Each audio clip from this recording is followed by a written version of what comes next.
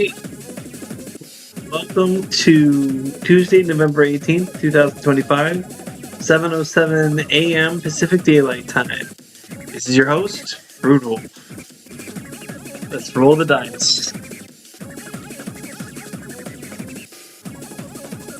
11.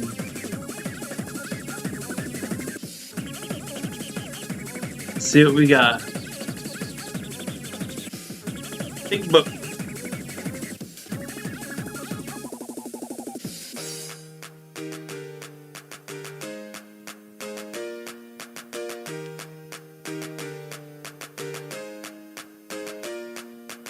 Ooh, baby, do you know what that's worth?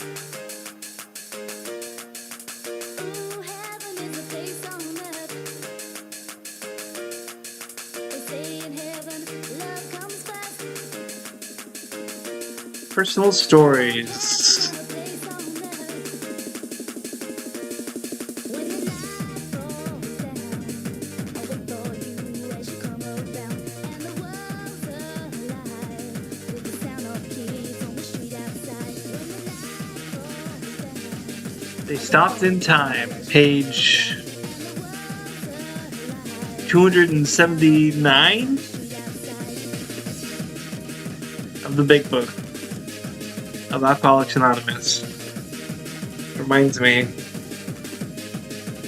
A sobriety text that remind me it's just for today. Among today's incoming AA members, many have never reached the advanced stages of alcoholism, though given time, all might have. Most of these fortunate ones have had little or no acquaintance with the delirium, with hospitals, with asylums, and jails. Some were drinking heavily, and there have been occasional serious episodes. But with many, drinking had been little more than a sometimes uncomfortable nuisance. Seldom had any of these lost either health, family, business, or friends. Why do men like these join AA? The 17 who now tell their experiences answer that question. They saw that they had become actual or potential alcoholics, even though no serious harm had yet been done. They realized that repeated lack of drinking control, when they really wanted control, was the fatal symptom that spelled problem drinking. This, plus mounting emotional disturbances, convinced them that compulsive alcoholism already had them. That complete ruin would only be a question of time. Seeing this danger, they came to AA. They realized that in the end, alcoholism could be as mortal as cancer. Certainly no sane man would wait for malignant growth to become fatal before seeking help. Therefore, these 17 AAs and hundreds of thousands like them have been saved years of infinite suffering. They sum it up something like this. We didn't wait to hit the bottom because, thank God, we could see the bottom. Actually, the bottom came up and hit us. That sold us on Alcoholics Anonymous.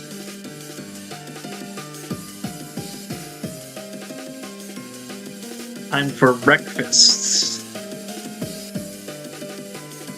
A Nature Valley granola bar. Thank you, fiance.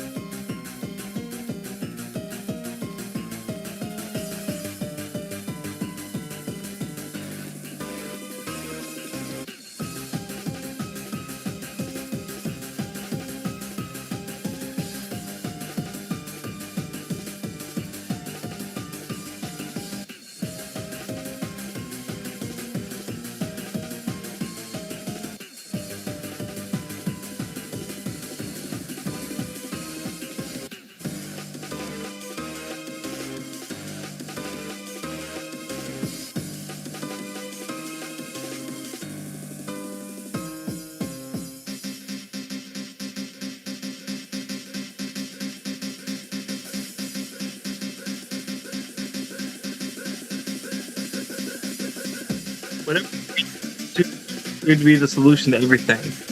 At age 15, I traveled with my family to Israel. My brother was to be bar mitzvahed on top Masada. There was no legal drinking age, so I found it quite easy to walk into a bar and order a drink. New Year's Eve fell in the middle of the trip, and since the Jewish calendar celebrates a different year than the Gregorian calendar, The only celebration was being held in the American sector of a university. I got drunk for the first time that night. It changed everything. A stop at a local bar began the evening. I ordered a beer from the waitress, and as I took the first sip, something was immediately different. I looked around at me, at the people drinking and dancing, smiling and laughing, all of whom were much older than I. Me, I think. Suddenly I somehow felt I belonged. From there, I made my way to the university, where I found hundreds of other Americans celebrating New Year's Eve. Before the night was over, I had started a fight with a number of college-aged drunken fellows, and returned to the hotel stinking drunk and riddled with bruises. Ah yes, what a grand evening it was. I fell in love that night with a beverage. Returning to the States, I was determined to continue my newfound love affair. I found myself trying to convince my friends to join me, but I was met with resistance.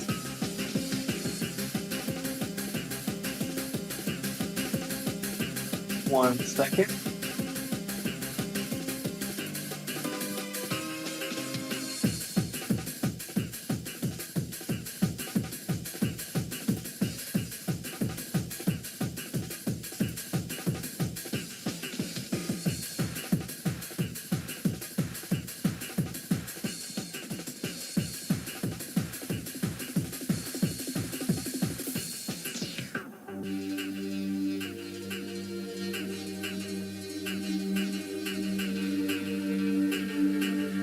Had to pop up a hello world.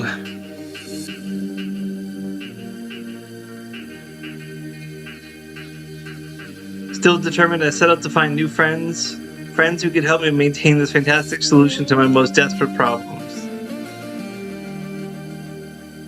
My escapade started as a weekend pursuit and progressed into a daily obsession. At first, it took several beers to get me drunk to my satisfaction. However, within 3 years, it took a fifth and a half of vodka, a bottle of wine, and several beers in an evening's time to satisfactorily black me out. I would obtain alcohol by any means necessary. That meant lying, stealing, and cheating. My motto was, if you felt like I did, you'd have to get drunk too. Should be common everything. As the feelings of hopelessness and depression progressed, so did my drinking. Thoughts of suicide came more and more frequently. It felt as if things were never going to change. Progress with my therapist came to almost a complete halt. The hopelessness was compounded by the fact that the one thing that was bringing me relief, the one thing I counted on to take the pain away, was ultimately destroying me. The end, I feared, was close. My last semester in high school marked my bottom. It was everyday drinking then. Since I had already been accepted at college, I consciously decided to make that last semester one big party. But it was no fun at all. I was miserable. I graduated narrowly and took a job at a local garage. It was difficult to manage my drinking and a job since they were both full-time, but I concocted all kinds of lies to ensure that nothing would interfere with my drinking. After being repeatedly reprimanded at work for being late in the mornings, I made up a story to hide the fact that I was always hungover. I told my manager that I had cancer and needed to go to the doctor for treatment every morning. I would say whatever I needed to say to protect my drinking. More often, I was having these little moments of clarity. Times I knew for sure that I was an alcoholic. Times when I was looking at the bottom of my glass asking myself, why am I doing this? Something had to give, something had to change. I was suicidal, evaluating every part of my life for what could be wrong. It culminated in one last night of drinking and started staring at the problem. It made me sick to think about it, and even sicker to continue drinking it away. I was forced to look at my drinking as the chief suspect. The next day I went to work, late as usual, and all day long I could not stop thinking about this very real problem. I could go no further. What was happening to me? Therapy hadn't fixed my life. All those sessions, I was still miserable. I might as well just kill myself, drinking my way into oblivion. In one last desperate fight for a solution, I reviewed my life, searching for the missing link. Had I left out some crucial bit of information that would lead to a breakthrough, making it possible for life to become just a little more bearable? No, there was nothing. Except, of course, my drinking. The next morning, I went to see my therapist. I told him I decided to quit therapy because after 8 years, it wasn't working. But I decided to tell him how I had been searching through my life for that missing link and to come up with only one thing I had never told him, that I drank. He began asking me questions. He asked about quantities, frequency, what I drank. Before he was even halfway through, I broke down and began sobbing. I cried, "Do you think I have a problem with drinking?" He replied, "I think that is quite obvious." I then asked, "Do you think I'm an alcoholic?" And he answered, "You're going to have to find out for yourself." He pulled a list of Alcoholics Anonymous meetings out of his desk drawer. He'd already highlighted the young people's meetings. He told me to go home and not drink at all for the rest of the day. He would call me at 9 p.m. and wanted to hear that I hadn't taken a drink.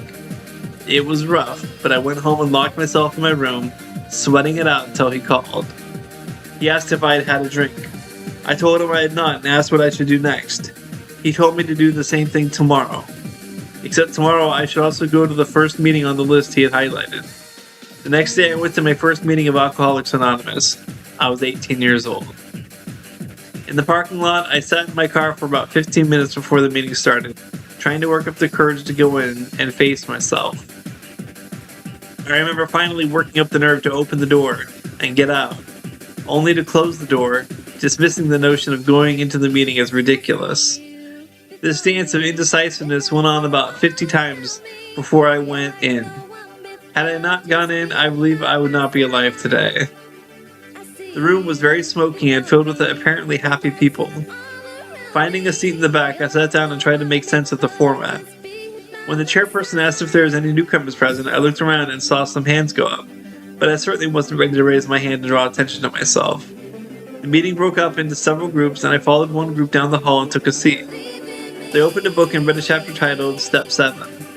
After the reading, they went around the table for comments, and for the first time in my life, I found myself surrounded by people I could really relate to. I no longer felt as if I was a total misfit, because here was a room full of people who felt precisely as I did, and a major weight had been lifted. I happened to be in the last chair around the table to speak, and confused by the reading, all I could say was, "What the heck are shortcomings?" A couple of members, realizing I was there for my first meeting, took me downstairs and sat down with me and outlined the program. I can recall very little of what was said. I remember telling these members that this program they outlined sounded like just what I needed, but I didn't think I could stay sober for the rest of my life.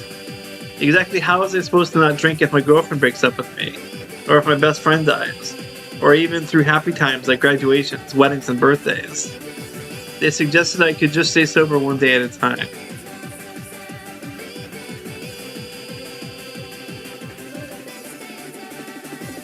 They suggested I could just stay sober one day at a time.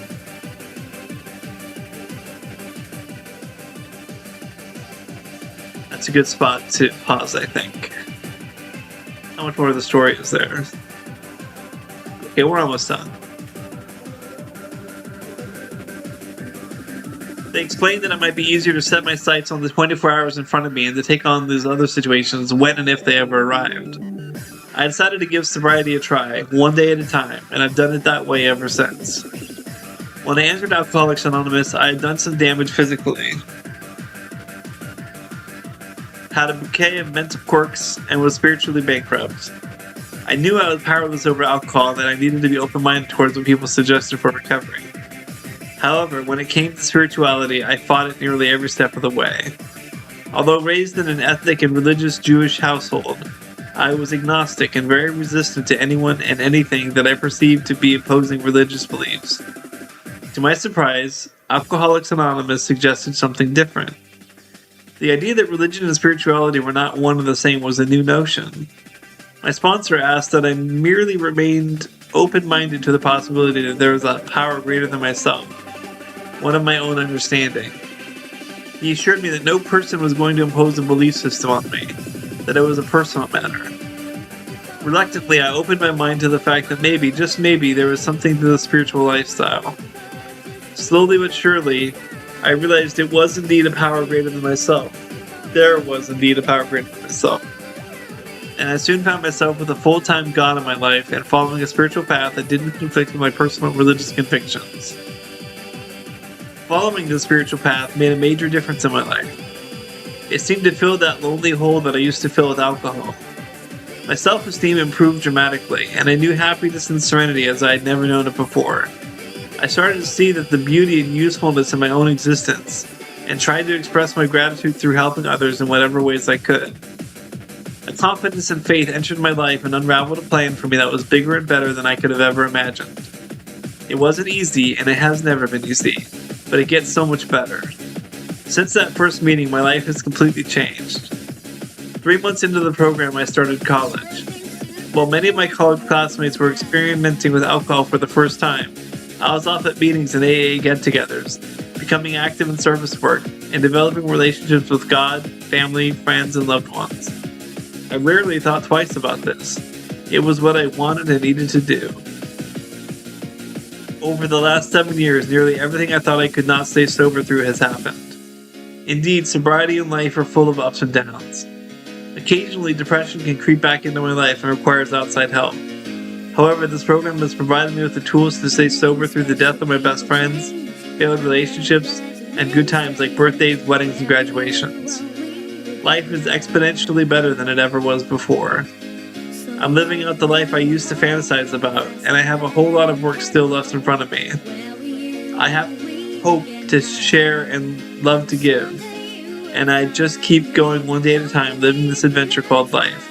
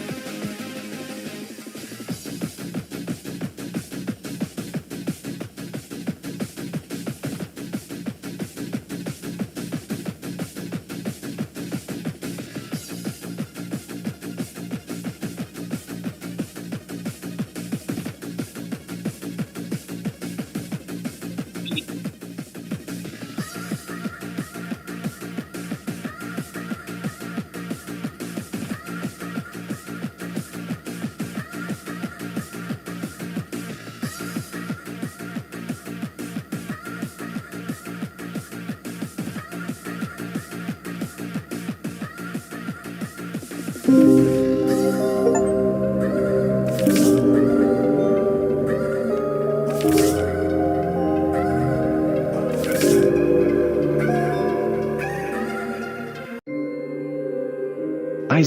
and his mother lived alone in a small house on a hill. Isaac kept to himself, drawing pictures and playing with his toys as his mom watched Christian broadcasts on the television. Life was simple, and they were both happy. That was until the day Isaac's mom heard a voice from above. "Your son has become corrupted by sin. He needs to be saved." "I will do my best to save him, my lord," Isaac's mother replied, rushing into Isaac's room, removing all that was evil from his life. Again the voice called to her. "Isaac's soul is still corrupt. He needs to be cut off from all that is evil in this world and confess his sins." "I will follow your instructions, Lord. I have faith in thee," Isaac's mother replied, as she locked Isaac in his room, away from the evils of the world. One last time, Isaac's mom heard the voice of God calling to her. "You've done as I've asked, but I still question your devotion to me. To prove your faith, I will ask one more thing of you." "Yes, Lord, anything," Isaac's mother begged. "To prove your love and devotion, I require a sacrifice. Your son Isaac will be this sacrifice. Go into his room and end his life as an offering to me to prove you love me above all else." "Yes, Lord," she replied, grabbing a butcher's knife from the kitchen. Isaac, watching through a crack in his door, trembled in fear. Scrambling around his room to find a hiding place, he noticed a trap door to the basement hidden under his rug. Without hesitation, he flung open the hatch, just as his mother burst through his door and threw himself down into the unknown depths below.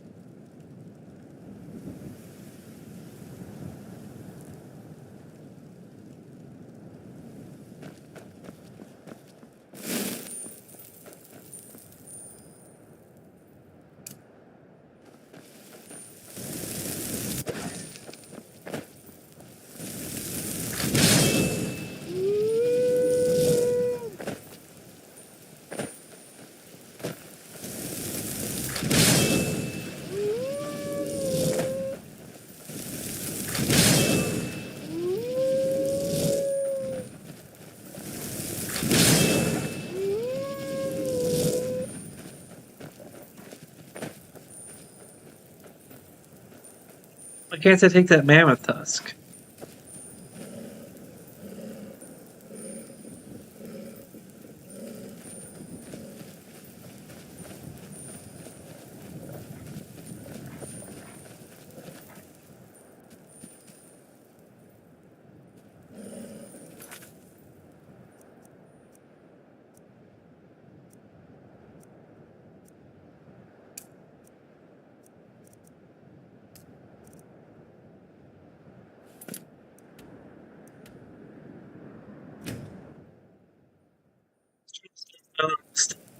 Not level 2 or 3.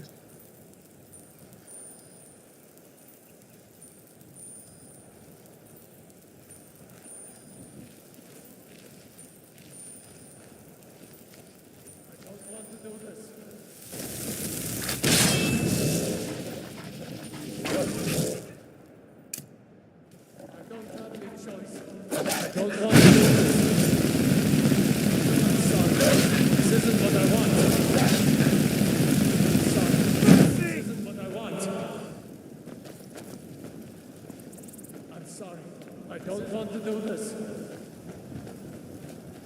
I don't have any choice. I'm sorry.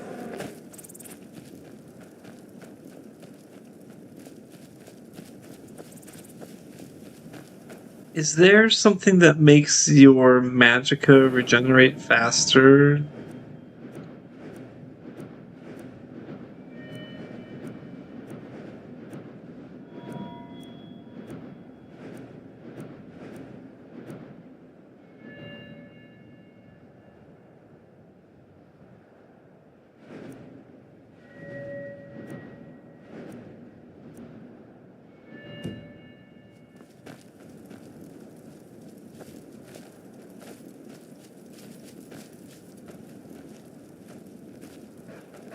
I'm sorry.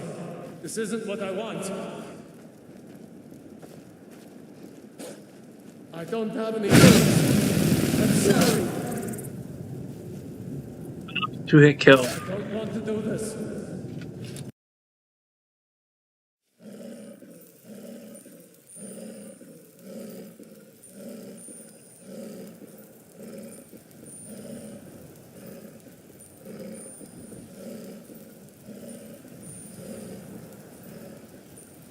It's wonderful.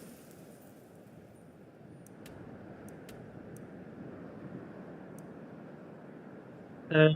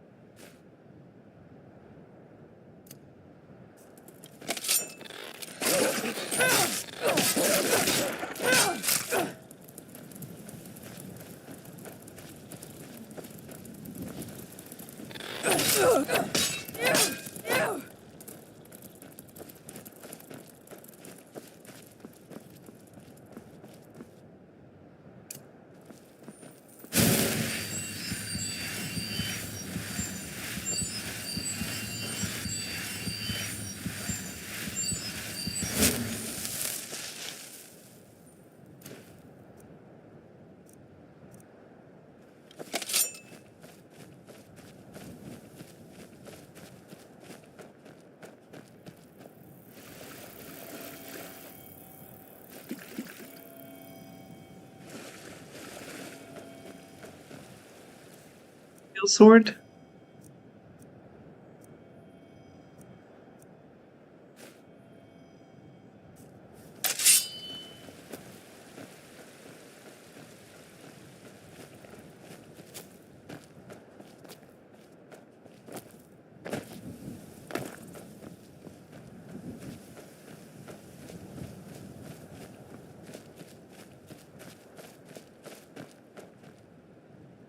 They and eat some.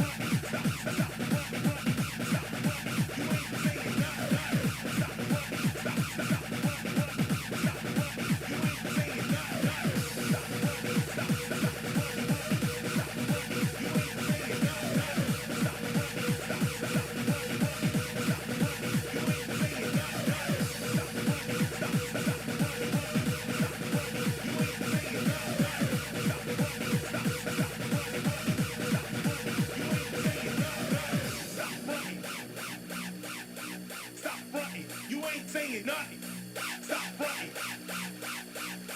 Stop fronting. You ain't saying nothing. Stop fronting.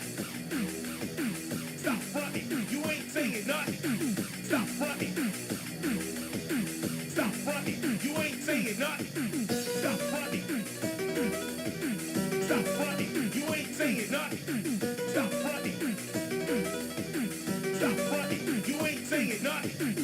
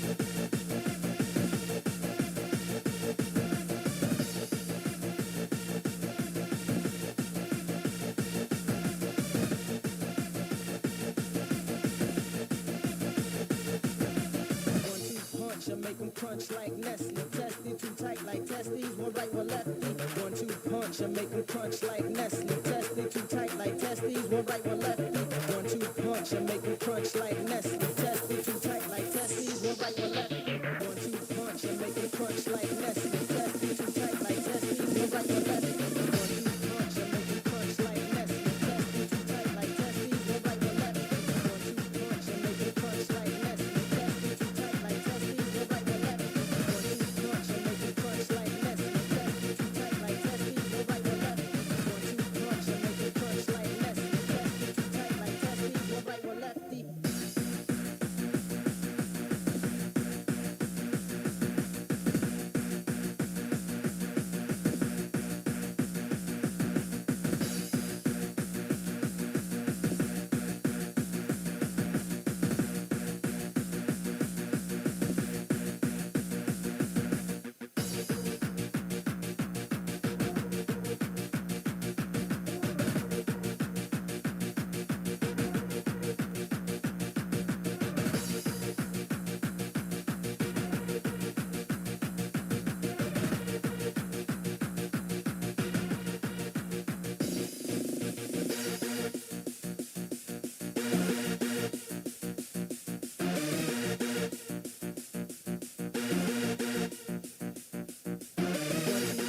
Make them crunch like Nestle, testy, too tight like testes, one right, one lefty. 1-2 punch and make them crunch like Nestle, testy, too tight like testes, one right, one lefty. 1-2 punch and make them crunch like Nestle, testy, too tight like testes, one right, one lefty. 1-2 punch and make them crunch like Nestle, testy, too tight like testes,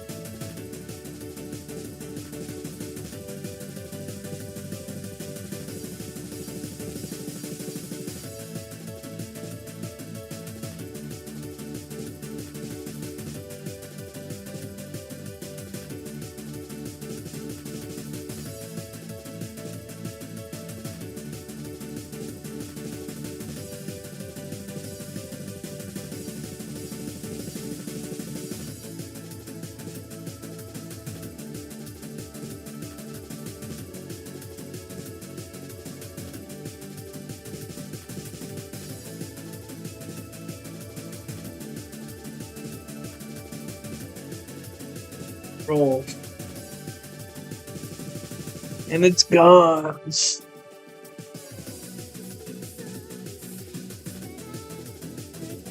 13.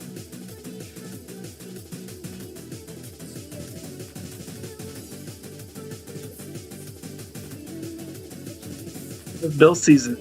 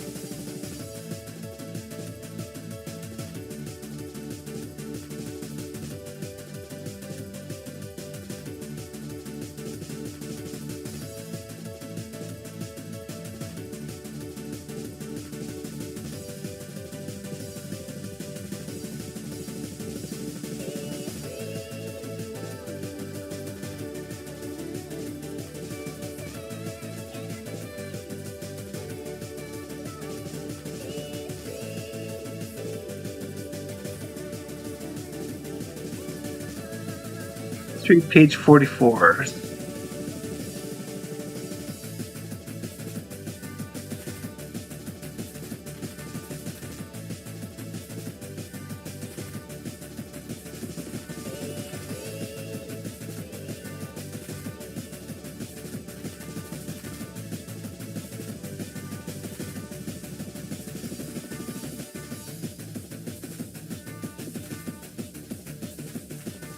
Page 44 is of As Bill Sees It, Daily Acceptance.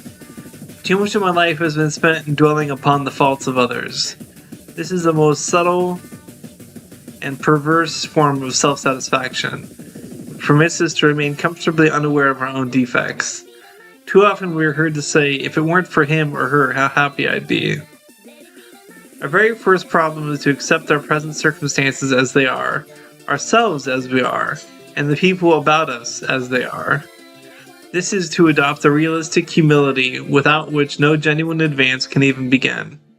Again and again, we shall need to return to that unflattering point of departure. This is an exercise in acceptance that we can profitably practice every day of our lives.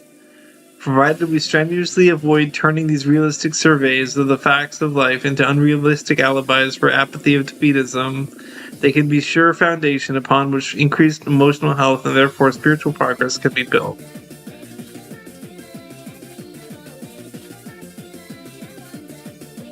Oh. What?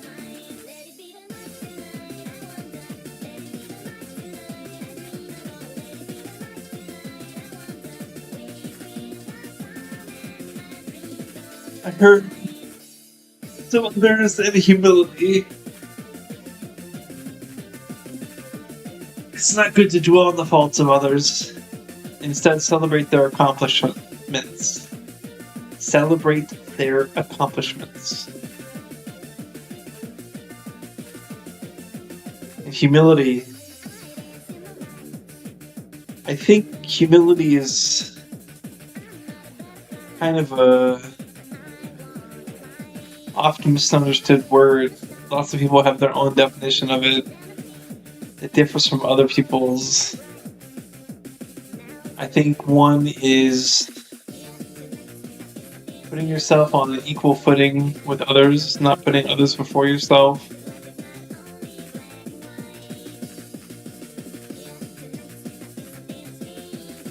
Let's look at the definition.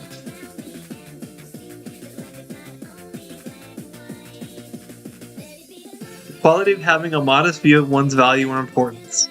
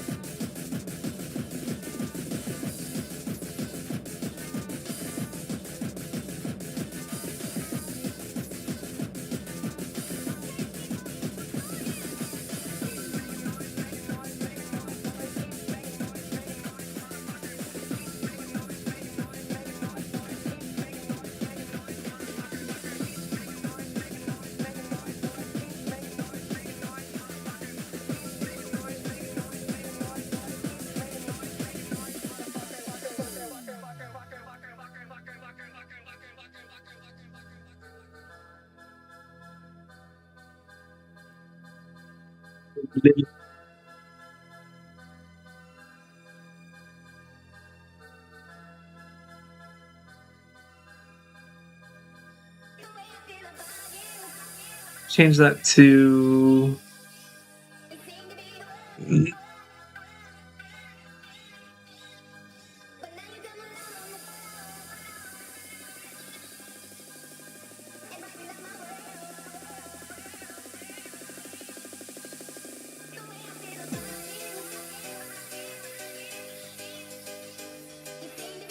with the aliens.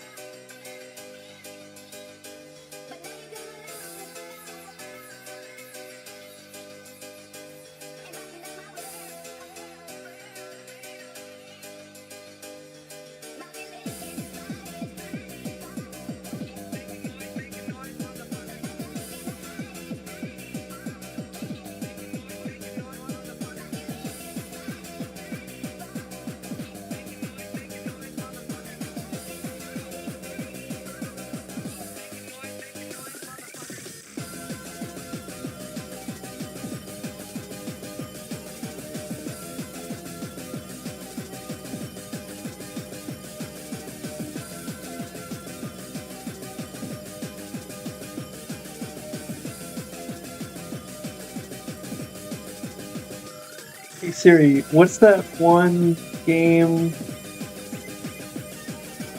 with the aliens and squad-based tactical combat?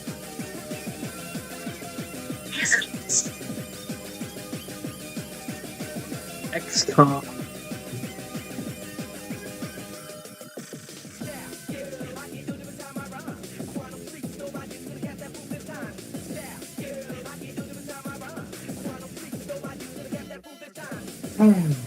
Okay.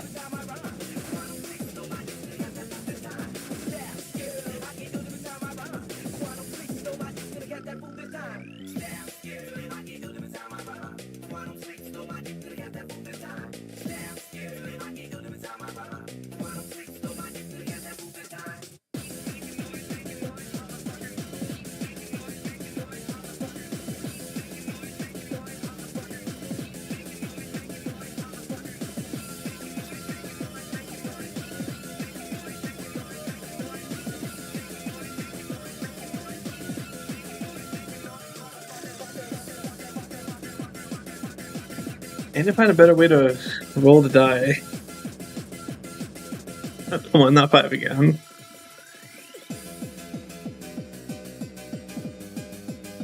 $14. PS5 Fallout 4. Okay, see you guys in PS5 Fallout 4.